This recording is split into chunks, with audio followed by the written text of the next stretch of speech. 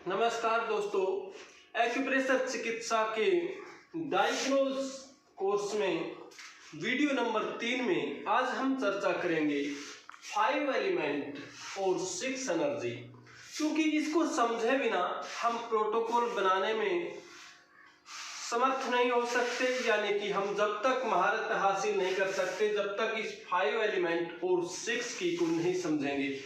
दोस्तों, किसी भी जीव की शुरुआत, चाहे वो पेड़ पौधा हो, मानव जीवन हो, उसमें स्टेज आते रहते हैं और उसी को आधार मान करके आयुर्वेद और एक्यूप्रेशर के विद्वानों ने 5 तत्वों के रूप में इस मनुष्य जीवन को या सृष्टि में किसी भी जीव को 5 तत्वों के आधार पर स्टेज बाय स्टेज उसको चुना है। सबसे पूर्व एक बीज को हम धरती पर उगाते हैं, सबसे पूर्व उस बीज को वह बीज अंकुरित होता है और वह वायु एनर्जी कहलाता है। और वायु एनर्जी यानी विंड एनर्जी, और एक्यूप्रेशर के विद्वानों ने इसे लीवर और गोल ब्लैडर में लिया है, जिसे वुड एनर्जी यानी काष्ठ तत्व में लिया है। जब मानव जीवन की शुरुआत होती है वह वायु तत्व में विराजमान होता है, यानी वायु तत्व होता है, जिसकी उम्र होती है 1 से 12 वर्ष। यानी शुरुआत के 1 से 12 वर्ष तक जीव वायु एनर्जी में रहता है मानव जीवन, और उसके बाद में वह उछल कूद करता है, चंचल मन रहता है, कहना नहीं मानता बच्चा। वह 1 से 12 वर्ष तक की उम्र होती है। उसके बाद में हीट एनर्जी यानी ग्रोथ होनी शुरू होती है। वह हीट एनर्जी यानी फायर एलिमेंट, और यह 12 से 24 वर्ष तक की उम्र में होता है। यानी 12 से 24 वर्ष तक ग्रोथ होता है, चाहे वो पेड़ पौधा ही क्यों ना हो। जब पेड़ पौधा अंकुरित होता है वह वायु एनर्जी में होता है, जब पौधा ग्रोथ करने लगता है तो वह फायर एनर्जी में यानी हीट एनर्जी में आता है, जिसको एक्यूप्रेशर के विद्वानों ने हार्ट और स्मॉल इंटेस्टाइन यानी छोटी आंत में लिया है। उसके बाद में हॉटनेस एनर्जी आती है, यानी जब आग ज्वलंत होती है और वह जब उसका वर्चस्व समाप्त होने लगता है तो आग के अंगारे बसते हैं, लेकिन उसमें भी तीव्र गर्मी होती है, वह हॉटनेस एनर्जी कहलाता है, जिसे पेरिकार्डियम और ट्रिपल वार्मर यानी ब्रेन और स्पाइनल कॉर्ड में माना है एक्यूप्रेशर के विद्वानों ने। और इसकी उम्र होती है 24 से 36 वर्ष। 36 वर्ष के बाद ग्रोथ होना बंद होती है, और चाहे वो पेड़ पौधे का एग्जाम्पल लेते हैं कि पेड़ पौधा फैलने लगता है, फल फूल देने लगता है, फल लगने लगते हैं, इसी तरह से मानव जीवन में भी ये ग्रोथ रुक करके शरीर में फैलाव होना, मोटापा आना, पेट आगे बढ़ना, मांस अत्यधिक बढ़ना, और एक जिम्मेदारी से भरा जिसे ह्यूमिडिटी एनर्जी में लेते हैं। 36 वर्ष तक पेरिकार्डियम और ट्रिपल वार्मर यानी यहाँ तक ग्रोथ होती है। और उसके बाद में क्या होता है, ह्यूमिडिटी एनर्जी आती है, जिसे पृथ्वी तत्व में लिया है स्टमक और स्प्लीन। एक्यूप्रेशर के विद्वानों ने 36 वर्ष के बाद माना कि 36 वर्ष के बाद ग्रोथ होनी बंद होती है और शरीर में फैलाव होने लगता है, फूलने लगता है, पेट बढ़ने लगता है। और अगर हम स्वभाव की बात करें तो वह जिम्मेदारी से परिपूर्ण होता है, यानी स्थिरता आ जाती है उसके अंदर, और जिसकी उम्र है 36 से 48 वर्ष। स्टमक और स्प्लीन, जिसे हम अर्थ एलिमेंट और यह ह्यूमिडिटी एनर्जी कहलाती है। जब तक इस 5 एलिमेंट को नहीं समझेंगे प्रोटोकॉल नहीं बना सकते अपने आप। स्टोमक और स्प्लीन। अब इसके बाद क्या होता है, 48 साल की उम्र के बाद ड्राइनेस एनर्जी आती है, जिसे धातु तत्व और आकाश तत्व भी एक्यूप्रेशर के विद्वानों ने माना है। इसकी उम्र है 48 से 60 वर्ष। और इसमें क्या होता है ड्राइनेस एनर्जी में, ड्राइनेस यानी शुष्कता, सफेद बाल आने लगते हैं, बॉडी में खुश्की आने लगती है, बीमारियां घर करने का यानी ट्यूमर आदि बनने का जो कि ड्राइनेस एनर्जी में आते हैं डर रहता है, और बाल सफेद होने लगते हैं, और चेहरे में एक तरह से यहाँ से गिरावट आनी शुरू होती है, नम्बनेस आनी। जो हमारी शुरुआत थी जीवन की, वायु तत्व उछल कूद से शुरुआत हुई, फिर अग्नि तत्व हुआ यानी चेहरे पर लालिमा हुई, ग्रोथ हुई, उसके बाद स्थिरता आई बॉडी के अंदर, और 48 से 60 वर्ष के बाद में एक बीमारियां घर करने का समय आना शुरू होता है, जिसे लंग्स और लार्ज इंटेस्टाइन जो कि ड्राइनेस एनर्जी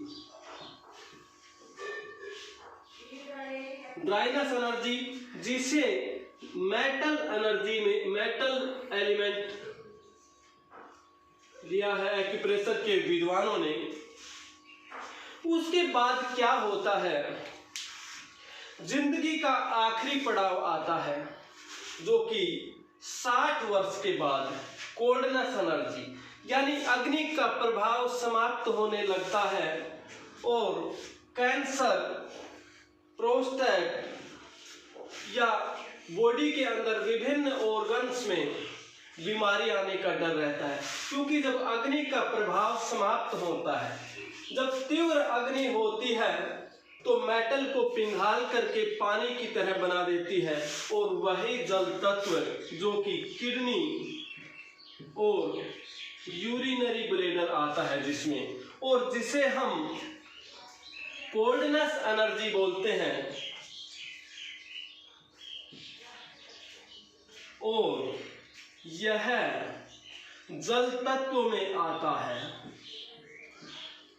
यह जिंदगी का वह पड़ाव है जहां जिंदगी समाप्ति की ओर होती है और पुनः फिर जीव जन्म लेता है। और जैसा कि गीता में भगवान कृष्ण ने कहा कि हे कुंती पुत्र अर्जुन, अगर तू ये कहे कि नहीं मैं तो शरीर का वियोग करता हूँ, मेरे पूर्वज हैं, मैं इनके खिलाफ युद्ध कैसे लड़ूंगा, तो हे कुंती पुत्र अर्जुन, जन्म लिए हुए की मृत्यु निश्चित है और मरे हुए का जन्म निश्चित है, इसलिए तू ये कहे कि नहीं मैं तो महाराज शरीर का वियोग करता हूँ, तो शरीर का वियोग करना भी उचित नहीं है, क्योंकि जन्म लिए हुए की मृत्यु निश्चित है और मरे हुए का जन्म निश्चित है। और यहाँ पर कोल्डनेस एनर्जी के बाद फिर यहाँ जीव की समाप्ति होती है और फिर वायु तत्व यानी पुनः जन्म लेता है। इसी तरह से ये सृष्टि का चक्र चलता है।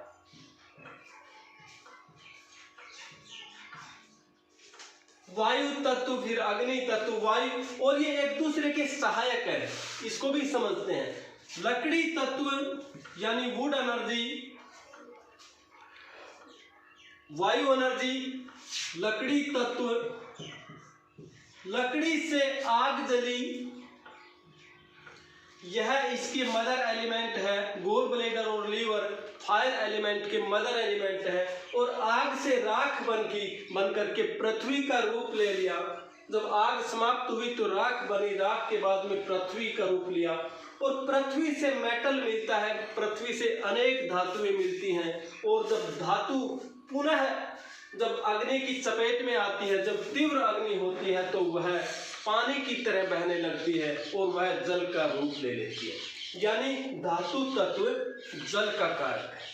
अब इसके मदर की बात करें, लकड़ी से आग जली, आग का मदर एलिमेंट लकड़ी। आग से पृथ्वी का निर्माण हुआ, यानी पृथ्वी का मदर एलिमेंट फायर एलिमेंट। पृथ्वी से मेटल मिली, मेटल का पृथ्वी एलिमेंट, यानी पृथ्वी एलिमेंट है, इनके अंदर माँ बेटे का रिश्ता है, तो पृथ्वी मेटल की मदर हो गई, और मेटल से जल का निर्माण हुआ, तो जल का मदर एलिमेंट ड्राइनेस एनर्जी यानी लार्ज इंटेस्टाइन और लंग्स हुए।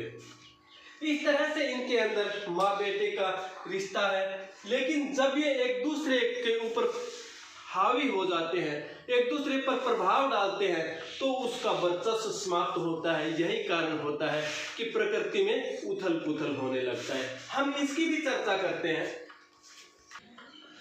यह एक दूसरे को विनाश लीला कैसे रचती है, यानी एक दूसरे को कंट्रोल कैसे करते हैं, समाप्त कैसे करते हैं, सहायक कैसे हैं, इसकी भी चर्चा करते हैं। दोस्तों, जब ह्यूमिडिटी एनर्जी होती है, ह्यूमिडिटी यानी पृथ्वी की स्थिरता होती है मौसम में, तो किसकी जरूरत पड़ती है? हवा की। जब स्थिरता होती है हमें गर्मी के मौसम में, इसका मंथ से भी रिश्ता है कि कौन से महीने में कौन सा होता है, पहले उसकी चर्चा करते हैं, फिर अच्छे से समझ में आएगा। लीवर और गोल ब्लैडर यानी जनवरी और फरवरी,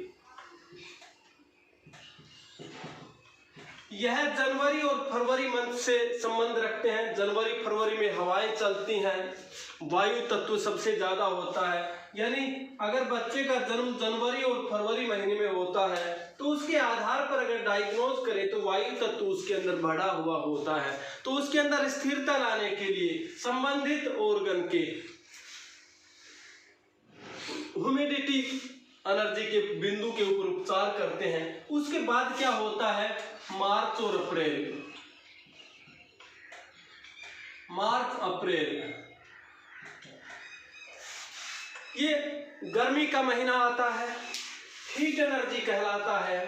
मार्च और अप्रैल में गर्मी होती है, जिसमें हार्ट और स्मॉल इंटेस्टाइन आते हैं। फिर क्या होता है? गर्मी होती है, लेकिन वह तीव्र रूप ले लेती है। जैसे आग की जब लावा जलता है उसके बाद अंगारे होते हैं, तो वह अंगारे हॉटनेस एनर्जी कहलाते हैं, जिसे मई और जून का महीना। और फिर क्या होता है? मौसम में स्थिरता आती है। जुलाई और अगस्त के महीने में तीव्र गर्मी, हवाएं बंद होती हैं, एकदम से उमस भरा मौसम होता है, और वह जुलाई और अगस्त कहलाता है। यानी जुलाई और अगस्त ह्यूमिडिटी एनर्जी, पृथ्वी तत्व। जुलाई और अगस्त में सबसे ज्यादा पेट के रोगी मिलते हैं, और जिनका जन्म जुलाई और अगस्त में हुआ हो वो तो निश्चित ही ऐसा लगता है, चाहे वो ज्योतिष के आधार पर माने, ग्रहों के आधार पर माने, तो वह पेट के रोगी होते हैं। शरीर मोटा होता है, फूला हुआ होता है, पेट बड़ा हुआ होता है, मांस ज्यादा होता है बॉडी के ऊपर।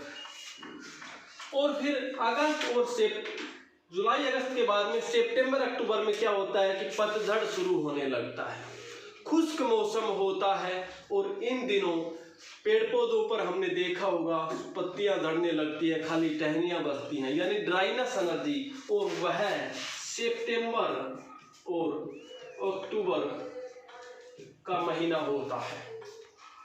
इन दोनों मंथ में लार्ज इंटेस्टाइन और लंग्स यानी फेफड़े से संबंधित रोग, सितंबर अक्टूबर में जैसे ही मौसम बदलता है, देखा होगा घर घर में खांसी, जुकाम, बुखार आदि मौसम बदलते समय, तो वह सितंबर अक्टूबर होता है।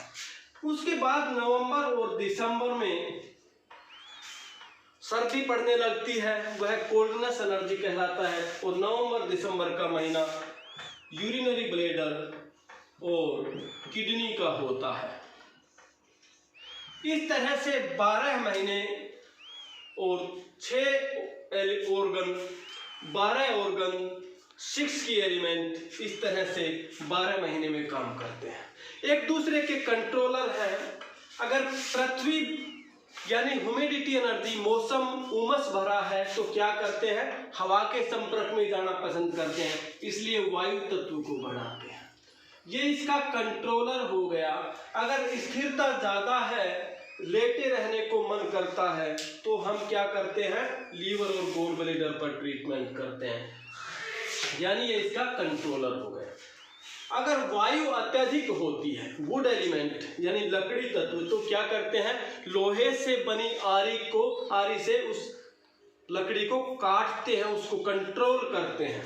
तो यह ड्राइनेस एनर्जी जो कि धातु तत्वों में आता है, यह लकड़ी का, वुड एलिमेंट का कंट्रोलर है।